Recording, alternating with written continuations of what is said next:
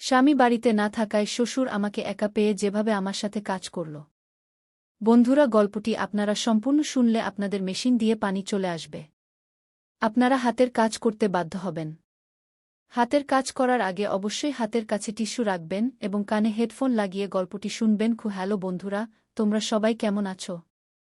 আমার নাম নেহা এবং আমার বিয়ে হয়ে গেছে 4 বছর। আমার বয়স 25 বছর।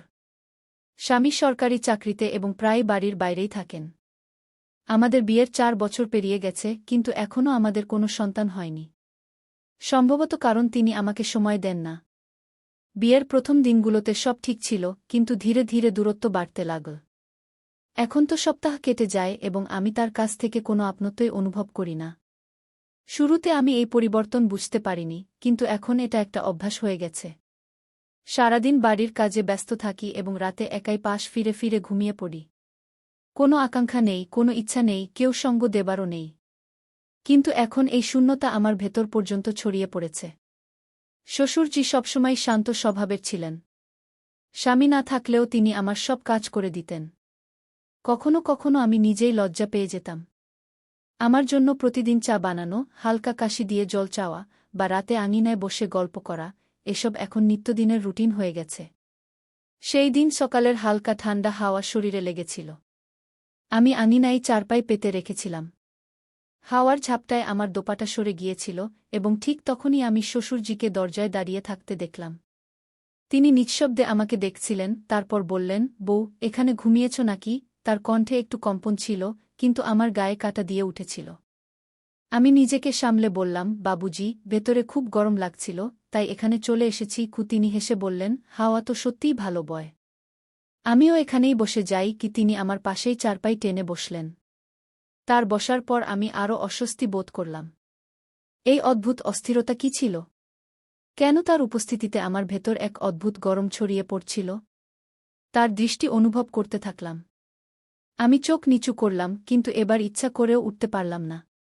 তিনি ধীরে ধীরে জিজ্ঞাসা করলেন, বউ, ঠান্ডা লাগছে না তো? আমি মাথা নিচু করে বললাম, না, আমি ঠিক আছি। তিনি হালকা হেসে বললেন, নিজের যত্ন নিয়েও। তার কথায় এক অদ্ভুত আপনত্ব ছিল। কিছুক্ষণের জন্য নীরবতা নেমে এল। হাওয়া হালকা ঠান্ডা হয়ে গিয়েছিল এবং আমি আমার শাড়ি ঠিক করতে লাগলাম। হঠাৎ হাওয়ার এক তীব্র ঝাপটা এল এবং আমার চুল ছড়িয়ে গেল। আমি যেমনই তা গোছাতে হাত বাড়ালাম, তার হাত আর আমার হাত লেগে গেল। আমি ভয়ে হাত পিছিয়ে নিলাম, কিন্তু তিনি সরে যাওয়ার বদলে আমার চোখের দিকে তাকিয়ে রইলেন। সেই মুহূর্তে সময় যেন থেমে গিয়েছিল। তার স্পর্শে হৃদয় আরও দ্রুত স্পন্দিত হচ্ছিল। আমি জানি না কেন, কিন্তু আমি তার দৃষ্টি এড়াতে পারছিলাম না। কোথাও যেন আমিও তার কাছাকাছি আসতে চাইছিলাম। তারপর শ্বশুরজি উঠে চলে গেলেন। রাত হয়ে গিয়েছিল, কিন্তু আমি বিছানায় শুয়েও ঘুমাতে পারছিলাম না। পাশ ফিরে ফিরে শুধু সেই মুহূর্তই মনে পড়ছিল, শ্বশুরজির আমার পাশে বসা, তার গভীর চোখে আমার মধ্যে কিছু খোঁজা, তার স্বর, তার ভঙ্গি আর তার স্পর্শ। আমি মাথা নাড়লাম, না, আমার এমনটা ভাবা উচিত নয়। কিন্তু কি করব? যখনই চোখ বন্ধ করি, সেই মুহূর্তগুলোই সামনে ভেসে ওঠে। হৃদয়ের কোনো কোণে এক অদ্ভুত অনুভূতি জন্ম নিচ্ছিল। সকালে উঠে দেখলাম শ্বশুরজি আগে থেকেই আঙিনায় দাঁড়িয়ে আছেন। তার মুখে সেই গভীর হাসি ছিল। আমি চোখ নিচু করলাম এবং দ্রুত রান্নাঘরে চলে গেলাম। চা বানানোর সময় নিজের সঙ্গে যেন লড়াই করছিলাম, এসব ভুল, আমি কেন তার সম্পর্কে এমন ভাবছি। চায়ের ট্রে নিয়ে যখন তার কাছে পৌঁছলাম, তিনি আগের মতোই মুখে। 4 বছর ধরে মনে যে খালি ভাবটা আমি উপেক্ষা করে আসছিলাম, তা কি এখন পূরণ হতে শুরু করেছে? শ্বশুর মশাই আমাকে কখনো ভুল দৃষ্টিতে দেখেননি, কিন্তু আজ প্রথমবার মনে হলো আমি একা নই, কান্না করছি। কেউ একজন আছেন যে আমাকে বোঝে, আমার দিকে তাকায়, আমার ক্লান্তি অনুভব করে, আমার নীরবতার মধ্যে লুকানো শব্দগুলো শোনে। কিন্তু এটা কি ঠিক? আমি কি এমন কোনো পথে হাঁটছি যেখান থেকে ফিরে আসা কঠিন হবে? কিছুক্ষণ পর আমি রান্নাঘরে যেতে যেতেই তার কণ্ঠ শোনা গেল, বউ, সন্ধ্যায় মাঠে যাবে? আমি থমকে গেলাম। অজান্তেই আমার ঠোঁটে হালকা হাসি ফুটে উঠল। দেখে নে বাবুজি, বলেই আমি তাড়াতাড়ি রান্নাঘরে চলে গেলাম। তখনও আমার হৃদয় দ্রুত স্পন্দিত হচ্ছিল। এই অনুভূতিটাকে কি নাম দেব জানি না। যা ঘটছে তা কি ভুল? কিন্তু সত্যি বলতে, এখন এই অনুভূতিগুলো থেকে পালাতে ইচ্ছে করছিল না। সকাল থেকেই মনে অদ্ভুত অস্থিরতা কাজ করছিল। বারবার মনে হচ্ছিল আজ আমি শ্বশুর মশাইয়ের সাথে মাঠে যাচ্ছি। নিজেকে অনেক বোঝানোর চেষ্টা করেছি যে এটা একটা সাধারণ দিনের মতোই হবে, কিন্তু সত্যি বলতে আজকের দিনটা সাধারণ ছিল না। আজ প্রথমবার নিজেকে মিথ্যা বলতে পারছিলাম না। শাড়ি ঠিক করতে গিয়ে আয়নায় নিজেকে দেখলাম। কি খুব বেশি প্রস্তুতি নেওয়া উচিত? এই ভাবতেই নিজেকে ধমক দিলাম, কি করছো নেহা, এটা তো শুধু মাঠে যাওয়া, আর কিছু না। কিন্তু হৃদয়ের কি করব? আজ প্রথমবার শ্বশুর মশাইয়ের সাথে সময় কাটানোর সুযোগ পেয়েছি। বাইরে বেরোতেই দেখি শ্বশুর মশাই ইতিমধ্যে গরুর গাড়ির পাশে দাঁড়িয়ে আছেন। তার চোখে সেই গভীরতা ছিল যা আমাকে অস্থির করে দেয়। তিনি হালকা হাসলেন এবং বললেন, আসো বউ, বসো। আমি একটু দ্বিধা করলাম, কিন্তু ধীরে ধীরে গাড়িতে উঠে বসলাম। শাড়ি সামলাতে একটু কষ্ট হচ্ছিল, তখনই শ্বশুর মশাই হাত বাড়িয়ে দিলেন। তার হাত আমার হাত স্পর্শ করতেই একটা হালকা কাঁপুনি সারা শরীরে ছড়িয়ে গেল। আমি ধীরে বললাম, ধন্যবাদ বাবুজি। তিনি হেসে বললেন, তোমার এত দ্বিধা করার দরকার নেই বউ, আমরা তো নিজের মানুষকে নিজের মানুষ। এই শব্দগুলো মনে গুঞ্জরিত হতে লাগল। আমরা কি সত্যিই শুধু নিজের মানুষ? মাঠে পৌঁছতেই হালকা রোদ ছিল, চারদিকে সবুজের সমারোহ। গরুর গাড়ি থেকে নামতেই আমার পায়েলের মৃদু শব্দ মাঠে গুঞ্জরিত হয়ে উঠল। শ্বশুর মশাই বললেন, বউ, ওই কোণে বসো, আমি পানি নিয়ে আসছি। আমি ধীরে বললাম, জি বাবুজি, এবং একটা গাছের নিচে গিয়ে দাঁড়ালাম। হালকা বাতাস আমার গাল ছুঁয়ে যাচ্ছিল, আর আমি নিজেকে আঁচল দিয়ে হাওয়া করছিলাম। কিছুক্ষণ পর শ্বশুর মশাই পানি নিয়ে এলেন। তার কপালে ঘামের কয়েক ফোঁটা ঝিলমিল করছিল। তিনি কলসি থেকে পানি খেলেন এবং বাকিটা আমার দিকে বাড়িয়ে বললেন, তুমিও খাও বউ, রোদ বেশ জোরালো। আমি ধীরে কলসি ধরলাম, কিন্তু তার হাতের হালকা চাপ অনুভব করলাম। তার আঙুলগুলো আমার হাতে স্থির হয়ে গেল। পানি খেতেই মনে হলো আমার ঠোঁট যেন তার স্পর্শেই ভিজে গেছে। আমি নিচু করে নজর ফিরিয়ে নিলাম। শ্বশুর মশাই গম্ভীর কণ্ঠে বললেন, বউ, তুমি এই মাঠে খুব সুন্দর লাগছ। আমার হৃদয় দ্রুত স্পন্দিত হতে লাগল। আমি নজর ফিরিয়ে বললাম, এমন কেন বলছেন বাবুজি? তিনি হালকা হেসে বললেন, যা সত্য তাই বলছি। কখনো কখনো সত্য কথাও বলতে হয়। আমি আতঙ্কে ওড়না টেনে কাঁধে আরও শক্ত করে জড়িয়ে নিলাম। কিন্তু নিজেকে এই বিশ্বাস দিতে পারছিলাম না যে যা অনুভব করছি তা ভুল। ঠিক তখনই একটা হাওয়া এসে আমার শাড়ি একটু সরিয়ে দিল। আমি তাড়াতাড়ি শাড়ি ঠিক করতে হাত বাড়ালাম, কিন্তু শ্বশুর মশাইও তার হাত বাড়ালেন, সম্ভবত সাহায্য করার জন্য। আমাদের আঙুল আবারও স্পর্শ করল। একটা হালকা শিহরণ আমার সারা শরীরে ছড়িয়ে গেল। আমি নজর নিচু করে ফেললাম, কিন্তু ভেতরে একটা অদ্ভুত অনুভূতি হচ্ছিল। শ্বশুর মশাই হালকা হেসে আমার হাত থেকে পল্লব ধরে ঠিক করে দিলেন। তার আঙুলের স্পর্শ আমার ত্বককে আরও গরম করে দিল। আমি দ্রুত হৃদয় নিয়ে বললাম, বাবুজি, আমি দেখে নিই সব ঠিকমতো হয়েছে কিনা। তিনি হালকা করে আমার দিকে তাকালেন এবং গভীর কণ্ঠে বললেন, বউ, তোমার এত অস্থিরতা কেন হচ্ছে? আমি হতভম্ব হয়ে মাথা নিচু করে ফেললাম। কিছু বলতে চাইলাম, কিন্তু ঠোঁট শুকিয়ে গিয়েছিল। সত্য বলার সাহস ছিল না, আবার লুকানোর শক্তিও ছিল না। দিন যত যাচ্ছিল, শ্বশুর মশাইয়ের পাশে থাকা সত্ত্বেও নিজেকে তার কাছাকাছি অনুভব করছিলাম। তার সংস্পর্শ, তার কথা, তার হালকা স্পর্শ, সবকিছু আমাকে ধীরে ধীরে তার দিকে টানছিল। সন্ধ্যা পর্যন্ত আমার ভেতরে একটা অদ্ভুত অস্থিরতা কাজ করছিল। এটা কি শুধুই একজন বউয়ের শ্বশুরের প্রতি শ্রদ্ধা, নাকি আমার ভেতরে একটা নতুন আকাঙ্ক্ষা জেগে উঠছে? সন্ধ্যা হয়ে গিয়েছিল, মাঠে সূর্য ডুবে যাচ্ছিল। হালকা বাতাস বইছিল, কিন্তু আমার ভেতরে একটা অদ্ভুত উত্তাপ ছিল। শ্বশুর মশাইয়ের স্পর্শ, তার দৃষ্টির গভীরতা, তার কথাগুলো সব মনে কোথাও আটকে গিয়েছিল।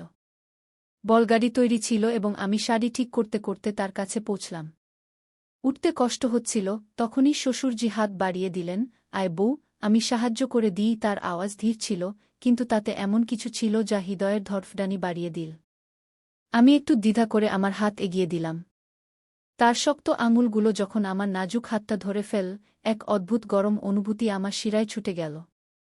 আমি তাড়াতাড়ি বলগাড়িতে বসে বললাম, ধন্যবাদ বাবুজি। শ্বশুরজি একটু হেসে আমার দিকে তাকিয়ে বললেন, তুমি খুব তাড়াতাড়ি ঘাবড়ে যাও বউ। আমি নজর নামিয়ে নিলাম। তিনি কি আমার মনের হালচাল পড়ে ফেলেছিলেন? রাস্তা নির্জন ছিল, দূরে দূরে কেউ ছিল না। বলগাড়ি ধীরে ধীরে দুলতে দুলতে চলছিল। আমি এক পাশে বসেছিলাম, শ্বশুরজি অন্য পাশে। রাতের হালকা ঠান্ডায় বাতাস আমার গাল ছুঁয়ে যাচ্ছিল, কিন্তু আমার শরীর অন্য কোনো কারণে গরম ছিল। শ্বশুরজির উপস্থিতি, তার দৃষ্টির তাপ, কিছুক্ষণ পর বলগাড়ি একটু ঝাঁকি দিয়ে থেমে গেল। আমি একটু হেলে পড়লাম, আর শ্বশুরজির হাত হঠাৎ আমার কোমরে এসে লাগল। সাবধানে বউ, তিনি ঘাবড়ে গিয়ে বললেন। কিন্তু আমার হৃদয় ইতিমধ্যেই দ্রুত স্পন্দিত হচ্ছিল। তার হাত আমার কোমরে কিছুক্ষণ লেগে থাকল। আমি নজর নামিয়ে নিলাম, কিন্তু আমার শ্বাস দ্রুত হয়ে গিয়েছিল। তিনি ধীরে হাত সরিয়ে নিয়ে গভীর আওয়াজে বললেন, তুমি খুব মাসুম বউ। আমার আঙুলগুলো আমার শাড়ির আঁচল শক্ত করে ধরে ফেলেছিল। আমি কি এখন নিজেকে আর সামলাতে পারছিলাম না? যখন আমরা বাড়ি পৌঁছলাম তখন অন্ধকার হয়ে গিয়েছিল।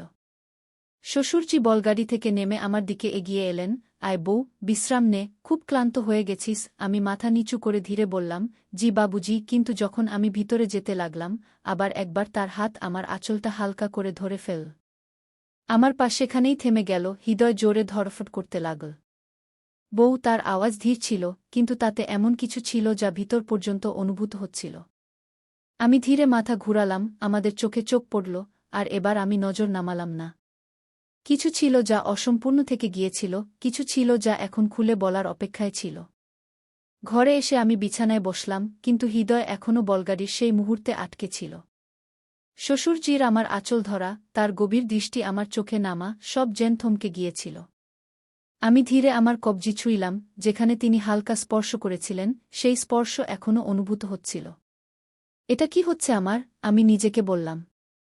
4 বছরের একাকিত্ব হয়তো আমাকে এই মোডে এনে দাঁড় করিয়েছে। স্বামীর কাছ থেকে কোনো স্নেহ পাইনি, আর এখন হৃদয় অন্যদিকে টানছে। আমি পাশ ফিরে শুয়ে পড়লাম, চোখ বন্ধ করার চেষ্টা করলাম, কিন্তু মাথায় শ্বশুরজির মুখ ঘুরতে লাগল, তার সেই হালকা হাসি, তার কথায় লুকানো অনুভূতি, আর তার আমার কাছাকাছি আসা। ঠিক তখন দরজায় হালকা কড়া নাড়ল। বউ, ঘুমিয়েছিস? শ্বশুরজির আওয়াজ ছিল। আমি ঘাবড়ে গেলাম, কিন্তু নিজেকে সামলে উঠে দরজা খুললাম। সামনে সেই চোখ, সেই গভীরতা। বাবুজি, এত রাতে? আমি ধীর স্বরে বললাম। তিনি হালকা আওয়াজে বললেন, ঘুম আসছে না? তোমার সাথে কিছু কথা বলতে ইচ্ছে করল। আমার হাত ঠান্ডা হয়ে গেল, হৃদয় জোরে ধড়ফড় করতে লাগল। জি বলুন, আমি নিজেকে সামলে বললাম। শ্বশুরজি কিছুক্ষণ চুপ থেকে ধীরে বললেন, বউ, তার আওয়াজে গাম্ভীর্য ছিল, তুমি খুব একা, তাই না? আমি ধীরে মাথা নিচু করলাম। এতদিন যা অনুভব করছিলাম তা এখন লুকানোর কোনো মানে ছিল না।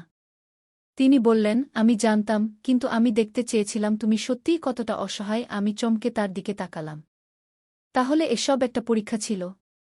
বউ, তিনি এগিয়ে বললেন, আমি ভেবেছিলাম হয়তো তোমার কারো সাহায্য দরকার, কিন্তু তোমার আমার নয়, তোমার স্বামীর সাহায্য দরকার। আমার চোখে হালকা ভেজা ভাব এল। সত্যি তো এটাই ছিল যা আমি নিজের কাছ থেকেও লুকিয়ে রেখেছিলাম। তোমার জায়গা আমার কাছে নেই বউ, শ্বশুরজি স্নেহে বললেন, তোমার জায়গা আমার ছেলের কাছে।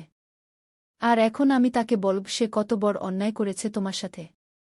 পরের সকালে শ্বশুরজি তার ছেলেকে ডাকলেন। যখন সে গ্রামে ফিরল, শ্বশুরজি তাকে পাশে বসিয়ে গম্ভীর স্বরে বললেন, বেটা, তুমি কি কখনো ভেবেছ তোমার স্ত্রী কেমন করে দিন কাটাচ্ছে? স্বামী চমকে আমার দিকে তাকাল। মানে কি বাবুজি? শ্বশুরজি বললেন, সে 4 বছর ধরে তোমার অপেক্ষায় বসে আছে। কিন্তু তোমার তো শুধু চাকরি নিয়ে মাথা। বিয়ের মানে শুধু নামের সম্পর্ক নয়। স্বামী মাথা নিচু করল, হয়তো প্রথমবার তার ভুলের অনুভূতি হচ্ছিল। তুমি যদি এখনও তোমার স্ত্রীর পাশে না দাঁড়াও, একদিন সে সত্যিই একা হয়ে যাবে, শ্বশুরজি বললেন। এখন সিদ্ধান্ত তোমার হাতে, হয় তোমার সম্পর্কটা বাঁচাও, নয়তো তারপর তাকে এভাবেই কষ্টে ছেড়ে দাও। স্বামী কিছুক্ষণ ভাবলেন, তারপর আমার দিকে তাকালেন। আমার মুখে আশা ছিল, কিন্তু ভয়ও ছিল। তারপর তিনি শ্বশুরের পা ছুঁয়ে বললেন, বাবুজি, আপনি ঠিক বলেছেন। আমি এখন থেকে চাকরি ছেড়ে দেব এবং আমার স্ত্রীর সাথে থাকব, ক্ষেত সামলাব। কিন্তু এখন তাকে একা ছাড়ব না গিয়ে। কয়েক মাস পর সবকিছু বদলে গিয়েছিল। স্বামী চাকরি ছেড়ে দিয়েছিলেন এবং পুরো সময় বাড়িও খেতে দিতে শুরু করেছিলেন। এখন তিনি আমার সাথে ছিলেন, আমার হাত ধরার জন্য, আমার সুখ দুঃখের সাথী হওয়ার জন্য। ধীরে ধীরে আমিও বদলাতে শুরু করলাম। এখন আমি একা ছিলাম না, এখন আমার দুনিয়া পূর্ণ হয়ে গিয়েছিল। কয়েক বছর পর আমাদের গোদও ভরে গেল। 1 নয়, 2 ছেলের সাথে আমাদের পরিবার সম্পূর্ণ হয়ে গেল। শ্বশুরজি আমাদের দেখে হাসতেন।